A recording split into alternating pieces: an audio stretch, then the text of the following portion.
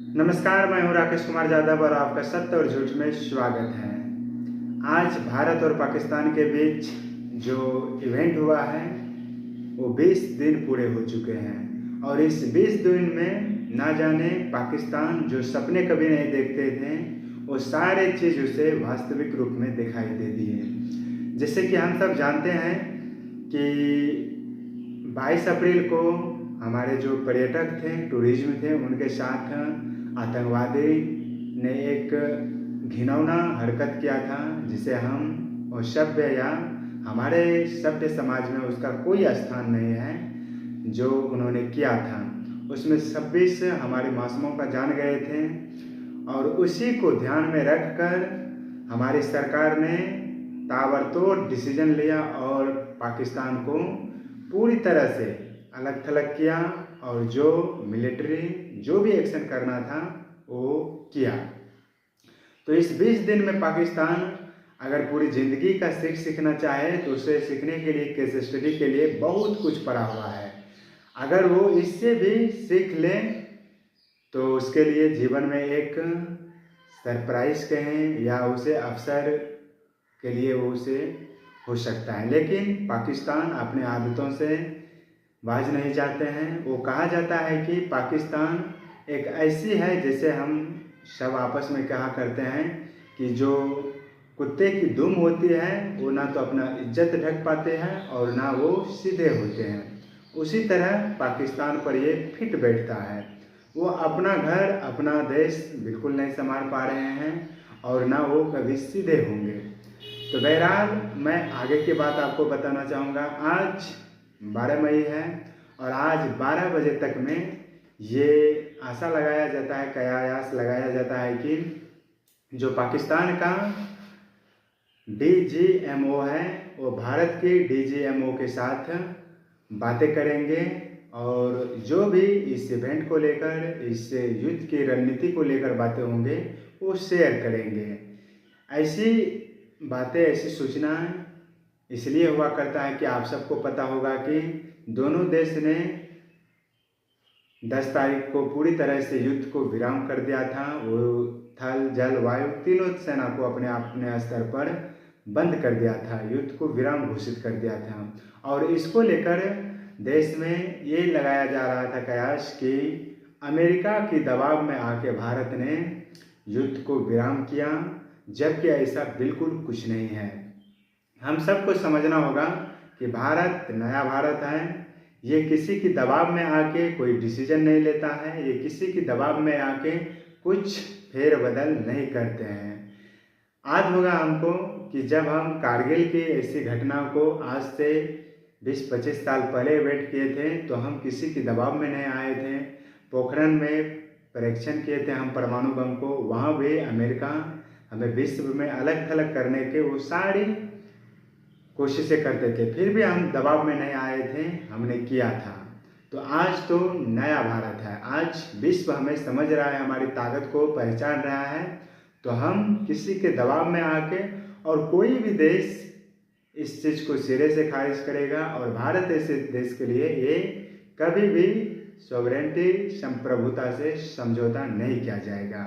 तो इसके लिए कि मैं पूरे देशवासी को अवगत करा देना चाहता हूँ कि कोई इस तरह की अगर विचार, इस तरह की सोच रखते हैं कि अमेरिका के दबाव में आके भारत ने युद्ध विराम किया या कुछ ऐसे किए, तो ये सारा सही गलत है, ऐसा बिल्कुल भी नहीं है। सरकारें अपने स्तर पर सारी चीज़ों की रणनीति को, स्ट्रेटजी को देखकर, परख कर डिसीजन लेते हैं और ये राष्ट्र की, अपनी जनता के लिए ये समर्पण भाव दिखाते हैं। ये किसी की दबाव में नहीं आते हैं, ऐसी हमारी सरकार बिल्कुल नहीं है। तो बहरहाल मैं आगे की बातें आप सबको बताना चाहूँगा। तो ये युद्ध विराम का डिसीजन कैसे आए, कुछ संक्षिप्त में मैं आपको बताना चाहूँगा कि जैसे युद्ध विराम हुआ तो फिर सीज का फायर का जो उल्लंघन हुआ वो पाकिस्तान के द्वारा किया गया। उन्होंने जो विराम था उसे उल्लंघन किया, फिर उधर से गोला बारूद दागा गया। तो उसी के मुंह तोड़ जवाब में भारत ने जवाब दिया और वो जो बार बार विलाप करते थे या चिल्लाते थे कि हमारे पास परमाणु है, हम न्यूक्लियर संपन्न कंट्री हैं, हम ऐसे वैसे देश नहीं हैं, नेपाल भूटान नहीं है। तो इस तरह की जो वहाँ की फॉरेन मिनिस्टर या कोई भी मिनिस्टर करते थे, तो भारत ने ये टारगेट किया, उनका जो न्यूक्लियर बम है उसी के सामने समकक्ष अपना मिसाइल को गिराया। तो इससे उनको पता चला कि जिस पर हम उछल रहे हैं, हम जिस पर अपना तेवर दिखा रहे हैं, भारत की पहुंच सीधा वहां तक है, वो उसी को पहले टारगेट करेगा। तो इन सारी चीज़ों को ध्यान में रखकर पाकिस्तान ने अमेरिका से ही कहें या किसी तरह से कहें, युद्ध को शांति से उस पर पूर्ण विराम लगाने का आह्वान किया। लेकिन पाकिस्तान पर हम फिर भी कभी भी उस तरह की विश्वास नहीं कर सकते हैं। ऐसा बार बार पाकिस्तान ने किया है। और वर्तमान की सरकार जो मोदी साहब हैं, इन्होंने भी आशा दिखाया था कि हम पाकिस्तान के साथ अच्छे पड़ोसी के नाते जीना चाहते हैं, आगे बढ़ना चाहता है। आपको याद होगा जब पश्चिमी दुनिया से लौट रहे थे हमारे प्रधानमंत्री, तो वो वहाँ के पाकिस्तान के प्रधानमंत्री का कॉल आया और वहाँ से वो सीधा पाकिस्तान के लिए रवाना हो गए, सारे प्रोटोकॉल को तोड़कर। जबकि एक देश दूसरे देश के पास प्रधान जब जाते हैं, मुखिया जब जाते हैं, उसके लिए सारा चीज़ें तैयार किया जाता है, एक प्रोटोकॉल होता है, वो सारे प्रोटोकॉल को तोड़ कर गए थे कि एक अच्छी पड़ोसी का नाता हम निर्माण करेंगे। लेकिन मोदी साहब भी इस चीज़ को करके थक गए। पाकिस्तान अपने आदतों से बाज नहीं गया और वो कभी सुधरेगा भी नहीं, चाहे वो किसी की सरकार आए, कोई भी पार्टी वहाँ सरकार बनाए। उनकी जो फितरत में है, उनकी जो अंतरात्मा में, डीएनए में जो रसा बसा है, वो उससे कभी भी नहीं बाज जाएंगे। तो हमने तो ये आशा किया है कि वो सुधर जाएंगे, तो ये हमारे लिए ही दुर्भाग्य हो गए। वो अपने आदतों से कभी नहीं सुधरेगा, क्योंकि उसकी फितरत में ही ऐसे पड़ा हुआ है। तो ये जो आज 12 मई को 12 बजे जो क्यास लगाया जा रहा है कि वहाँ का पाकिस्तान का जो डीजीएमओ साहब बातें करेंगे भारत के डीजीएमओ के साथ, ये टेक्निकल वर्ड है। ये डीजीएमओ होता क्या है? तो जो भी मिलिट्री ऑपरेशन के लिए जो भी रणनीति स्ट्रेटेजी तैयार करते हैं, ये सारा कार्य इसी डीजीएमओ के द्वारा स्थापित होते हैं। यही ऑपरेशन का अंजाम देते हैं, ये सारा कुछ करते हैं, तटवर्ती देशों से जुड़ी हुई चीज़ों पर यही एक्शन लेते हैं। तो ये एक प्रकार से कहें तो सेना चीफ या डिफेंस मिनिस्टर जो होते हैं, उनकी सलाह, उनके एडवाइज़र का भी ये काम करते हैं। दूसरे तरह से हम देखें तो ये एक प्रकार के जो सेना के पद में हैं, बड़े स्तर के पद होते हैं। तो आज डीजीएमओ साहब के साथ बातें होंगे और कुछ समय के बाद ये कयास लगाया जाता है कि शाम में ही हो सकता है तो डीजीएमओ एक कॉन्फ्रेंस करेंगे और भारत को पाकिस्तान की जो विचार होंगे, उनके जो आदर्श होंगे, उनके बारे में पूरे देश को या पूरी दुनिया को एड्रेस करेंगे। और ये एक शब्द आप लोग टेक्निकल वर्ड सुने होंगे कि ये प्रादेशिक सैनिक। ये प्रादेशिक सैनिक होता क्या है? जो एक होता है रेगुलर सैनिक, रेगुलर आर्मी, और एक प्रादेशिक आर्मी। ये एक आम इंसान या आम नागरिक का पार्ट होता है। ये दूसरा सर्विस करते हैं, दूसरा सेवा देते हैं, लेकिन उस सेवा से समय निकालकर अपना देश रक्षा या देश की सेवा के भाव से वो सैनिक की वो सारी प्रशिक्षण लेता है, ट्रेनिंग लेता है, ताकि इमरजेंसी, चाहे वो कोई भी डिजास्टर हो, कोई भी आपदा आए, ऐसा कुछ भी इवेंट हो, तो उसमें वो देश का, राष्ट्र का सेवा कर सके। तो ये होते हैं आम नागरिक, दूसरा सेवा करते हैं। लेकिन देश में जब सेना की ज़रूरत होते हैं, सेना का जो मुख्य काम होते हैं, तो और उसके साथ जो भी चीज़ों को एक सही तरह से व्यवस्थित ढंग से उसे स्थापित करने के लिए जो भी काम होता है, वो सेना के रूप में ये उनका मदद करता है। तो एक प्रकार से कहें ये उनका एक पार्ट है, एक भाग है मुख्य सेना का। तो ये प्रादेशिक सेना भी अपने आप में बहुत बड़े मिशन को अंजाम दिया है।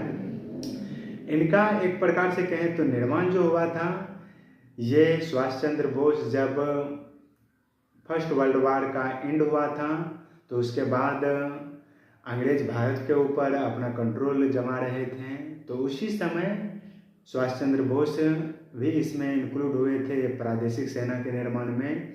इसकी पहली जो देखा जाता है वो 1927 में इसे खाका इसका तैयार किया गया था। फिर इसका जो अध्यादेश पारित हुआ वो 1920 में हुआ और ये तब जाके अस्तित्व में आया जब भारत स्वतंत्र हुआ। 1948 में इसके पूर्ण रूप से इसकी मान्यता दे दी गई और ये राष्ट्र में अपना उसी समय से रोल या किरदार अभिनय निभा रहे हैं। तो इसके लेकर एक 9 जो डेट है अक्टूबर का, तो उसमें इसको प्रादेशिक सेना के रूप में मनाया जाता है। और इन्होंने बड़े बड़े कामों में, जैसे आप कह सकते हैं कि जो भारत और चीन के बीच जो युद्ध हुआ था 62, उसके बाद पाक भारत के बीच जो 65 का हुआ था, 71 का जो हुआ था, इन सभी महत्वपूर्ण में इनका रोल था। जो श्रीलंका में एक पवन मिशन करके चलाया गया था उसमें इसका था, पंजाब में जो चलाया गया था मिशन उसमें भी इसका रोल था। तो कुल मिला के कहिए बड़े बड़े मिशनों में अपना रोल निभाया है। तो मैंने आपको बताया कि ये जो DJMO होते हैं ये क्या होते हैं, फिर प्रादेशिक सेनाएं क्या होते हैं, और पाकिस्तान के बारे में मैंने कुछ बताया आपको। तो बहरहाल हम आप सबों से ये उम्मीद करेंगे कि आप सब राष्ट्र के हित में, राष्ट्र के उत्थान में, एक प्रकार से कहें तो राष्ट्र भावनाओं को ध्यान में रखकर अपने अपने सोच, विचार, आदर्शों को एक उस मुकाम, उस ऊंचाई तक ले जाएं जहां से हम पूरी विश्व का एक मजबूत तरीके से नेतृत्व कर सकें। और आने वाला समय जो होगा, जैसे कि हम सब या हमारी सरकार ने जो विजन रखा है 2047 में एज ए डेवलप्ड नेशन, विकसित राष्ट्र के रूप में, तो वो युद्ध के दलदल में फंस के हम नहीं पा सकते हैं, उसे अचीव नहीं कर सकते हैं। बहुत से हमारे देश के ऐसा जो यूथ हैं, युवा हैं, वो कहते हैं कि पाकिस्तान को छोड़ देना या उसे इस तरह से सिरे से खारिज कर देना ये कतई उचित नहीं है। ये हम भी मानते हैं, लेकिन जब खुद सरेंडर कर दिया जाए और उसे हार की एहसास हो तो ये हमारे लिए एक उचित है कि उसे अवसर दिया जाए। हम इंसान हैं, हमारे अंदर एक इंसानियत की भाव है, तो और उसके लिए तो हम ये भी सुनिश्चित करेंगे कि हमें 2047 तक जब हम सेंचुरी मना रहे होंगे अपनी आज़ादी का, तो हम डेवलप विकसित राष्ट्र बन चुके होंगे। तो अगर हम एक बार युद्ध में चले जाते हैं तो हम सारी जो प्लानिंग है पीछे का, जो हमने डेवलप नेशन का स्ट्रेटजी रणनीति तैयार किए हैं, वो सारी हम भूल जाते हैं और युद्ध में अपने आप को झोंक देते हैं। वैसे भी हम जानते हैं कि ये पाकिस्तान जो है, इससे हमारी युद्ध समाप्त नहीं हुआ है। ये जो मिशन सिंदूर जो हमने शुरू किया था ये अभी समाप्त नहीं हुआ है। हमने नॉन किनेटिक जो उन पर सारी तरह से प्रतिबंध लगाए हैं वो सब कुछ अभी जारी है। हम सिर्फ मिलिट्री एक्शन को, सैन्य जो कार्रवाई है उसे हमने रोका है, स्थगित किया है। वो जो हम उसका पानी, उसका जो आर्थिक जो भी व्यापार ट्रेड हुआ करता था वो सारी वैसे ही, उनसे कोई इस पर बातचीत नहीं होता है। और उसे सख्त लहजे में हमने कहा है कि अगर वो किसी भी टेरर, किसी भी आतंकवादी के द्वारा हमारे ऊपर एक्शन करता है तो हम उसे सीधा पाकिस्तान के सैनिक की कार्रवाई समझेंगे और उसका रिटायरियन, उसके विरोध में हम जवाबदेही उन्हें ठहराएंगे और उसका मुंहतोड़ जवाब देंगे। तो कुल मिला के हम कहें तो हम उनके साथ किसी भी तरह से ऑपरेशन को बंद नहीं किए हैं। हमारा सब मिशन जारी है और हमारा उस चीज़ को ध्यान में लेकर जो हम एक 25 साल का जो विकसित राष्ट्र का हमने लक्ष्य रखा है, हमें मुख्य उद्देश्य जो वो है उसे अचीव करना है। तो हम बाकी सारे काम करेंगे, 10, 20, 50% इधर भी देंगे, लेकिन हम एक विकसित राष्ट्र बनने में अपने आप का कभी भी पीछे नहीं अपने आप को हकने देंगे। क्योंकि दूसरे लफ्ज़ों में मैं आपको ये बताना चाहता हूँ कि पाकिस्तान हमारे औसत में नहीं आते, वो हमारे एवरेज में भी नहीं आते हैं, वो हमसे कई कई गुना पीछे हैं।